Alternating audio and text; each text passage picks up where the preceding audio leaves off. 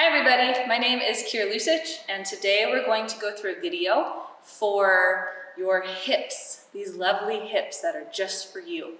The biggest thing we hear as teachers is that people think that their hips are tight, right? Or there's like clicking, or they're stiff, or there's just all sorts of tension that happens throughout the hips. And one of the main reasons for that is poor mapping, right? So if we spend so much of our day only moving our hips kind of in this sagittal plane, right? We walk, which is like this. We sit when we go to reach something. We're not really like using very epic ranges of motion in our hips. And that over time tends to dampen our mapping. And what I mean by mapping is your brain's awareness of how the hip joint can move and therefore support your movement. So thinking of our hips and pelvis, we have our femur bone that comes up here, right? We have the head of the femur, which is a little ball that looks like this. Then how our pelvis interacts with that is that there's a socket that hugs it, right? So the socket of our pelvis hugs the head of the femur. Now the femur should move around just like a ball and socket joint. We've heard that before. But it should move around quite a bit. And imagine if this is kind of the only movement that your body gets to use. Even with squats, bam. Sometimes we step to the side, that's exciting. But there's not a lot of rotating forces or sort of circular forces that we use each day. This gives us pretty tight hips.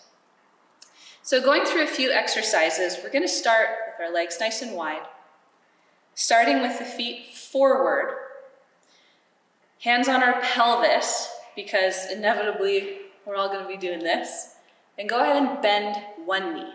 One leg straight, one leg bent. Hands on the pelvis. From here, tilt your pelvis one way, not just your head, and then stick your sit bones back. Come towards the other side, lifting the hip. If you notice, one hip is literally higher than the other. And then tuck the pubic bone as it comes around. Again, tilt the hips, send the sit bones back, send a hip up, and then tuck the pubic bone forwards. So the motion that we're getting is the pelvis circling the head of the femur. And just by doing this movement, you're creating a map in your head to be able to use your hips better. Right? All good things. Keep going. Give a few more circles. Better yet, film yourself doing this, and if you suck at it, go slow and try to just get one little piece of it. Try to get one piece. Maybe that's just to the side and up, side and up.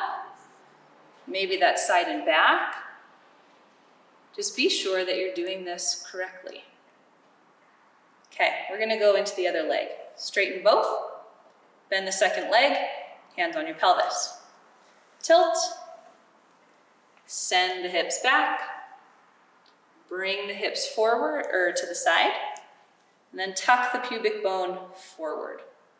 And again, if you film yourself doing this, you should see that your fingers are literally tilting above one another.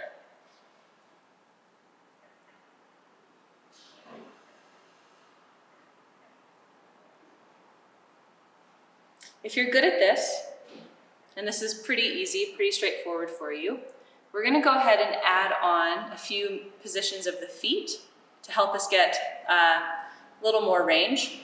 If this is really hard for you, stay right here, like literally pause the video, and until you're pretty good at this, don't move on, because the next ones are gonna be wicked hard to do. Next pattern, one foot is gonna step forward. It stays bent, the front leg, back leg stays straight. That's kind of the hardest part. Hands on your hips. You're gonna take the same pattern. Tilting the hips. Sit bones go back. Tilting to the side. This one's really fucking hard. And then pelvis tucks. Little circles. I bet you can see why we started with the easy one, huh? Tuck, forward. You can go ahead and go both directions. But again, that idea is that we're rolling the pelvis around and on the head of the femur. Play around here. There's not a lot of wrong you can do.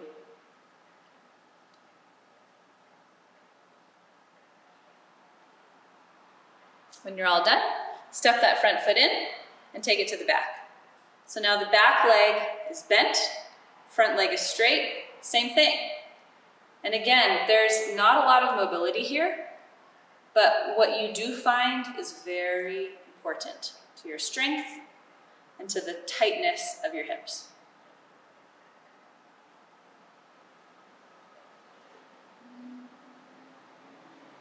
Making sure that the pelvis is really tilting.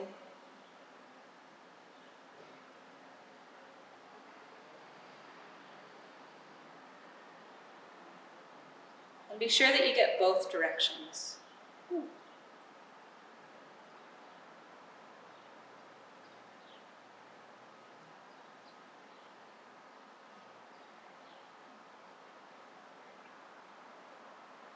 When you feel complete with that, step the feet together, and we'll do the other side.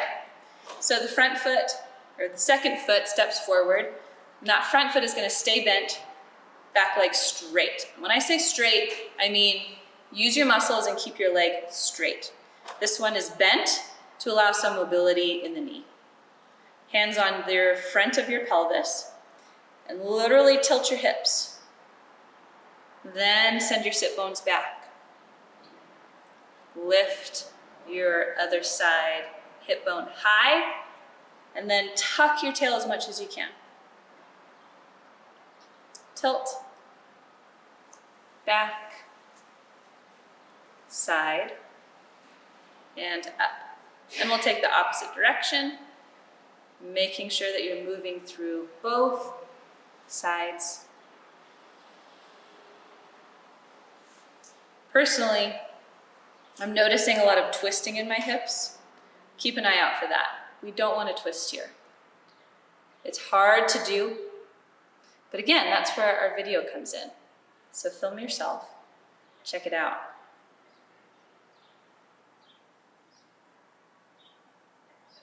Okay, step the feet together, and that same side that we stepped forward, step it back. That's now, and still your bent leg, but now it's in the back. Front leg straight. Here we go. Tilt your pelvis. Send it back. Lift the second side. And come forward. Again, there's not a whole lot of movement, but your accuracy is super important for your hip mobility and strength.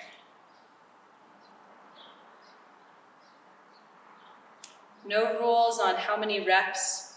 I just kind of wiggle it out, making sure that the circles are as even, as high quality as possible.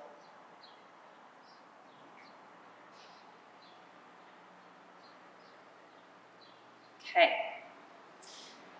Letting that go, bring yourself up to neutral. Go ahead and just give your hips a little wiggle and see if they feel loose as goose. Mine certainly feel really good. You will need a block or a book for our second round of hip exercises. We just went through patterns that were all closed chain, meaning that both feet are on the floor. Now we're going to try some open chain stuff. So you can use a book as long as it fits most of your foot, or a yoga block or something of the sort. First things first, one foot goes on it, hands on your pelvis again. And just for fun, see if you can feel what is a neutral pelvis, right? So I'm kind of letting myself laze into one hip, and I'm lifting a hip, and I'm just seeing if I can find what is that neutral place. When you find it, bring the feet to parallel, and we're going to begin little circles with the free leg, with a straight and activated leg, drawing little circles with the heel. Let's say we'll draw them with the heel this time. It's really easy as you go to the back to start bending the knee. Be sure you keep the integrity of your straight leg. And we'll change directions.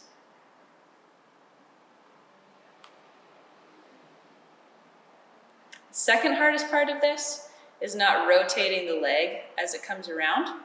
So see if the inside of the foot can stay parallel with your standing foot the whole time. It's hard.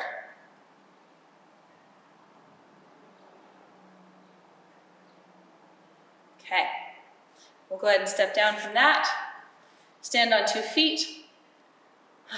Just take a moment to notice if you have a little stronger sense of standing right on your legs. And actually, we'll take a little bit of a walk to integrate that. So taking a few steps in either direction.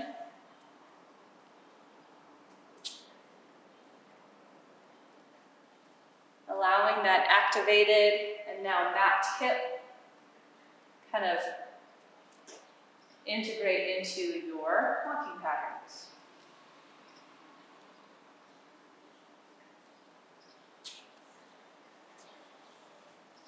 Come on back and we'll do the second side.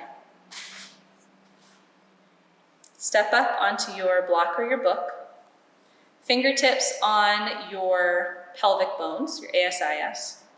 And then first just begin to play around with how the standing leg can support your pelvis in different ways.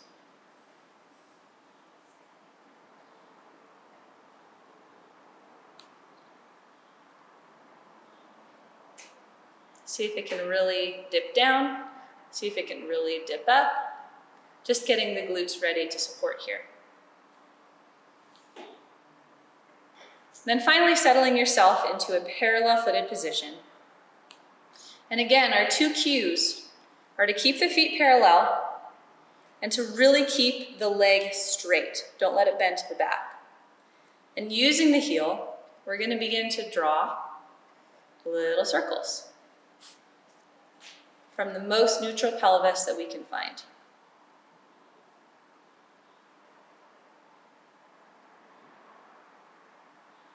One thing that always fascinates me here is sort of the passing off of muscular support, right? So we feel our quad, then we start to feel our TFL, then we start to feel our glute, and really noticing how they kind of pass off the support, right? Activating, activating, activating.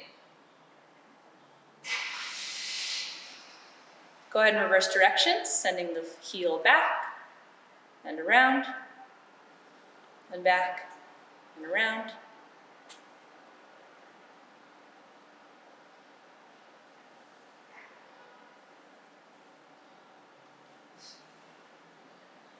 Okay, go ahead and step off your block or your book and take a walk.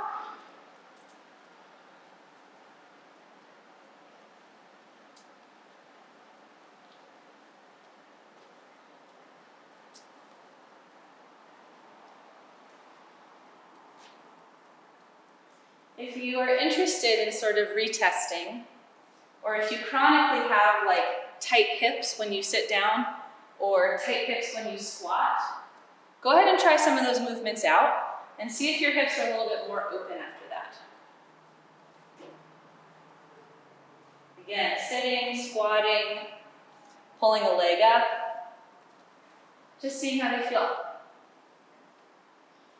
Because even though we might feel some tension in the muscles of our legs, right? So we added some fatigue to our glutes, and we added some fatigue to our foot and our standing leg, but that doesn't necessarily mean that the mobility of our hips is compromised at all. Sometimes we can be tight muscularly, but have a whole lot of range of motion. So it's an important thing to kind of test out and feel for yourself. Okay, that's what we've got for hips today. I hope you enjoyed. If you have any questions, feel free to reach out. Thank you for joining.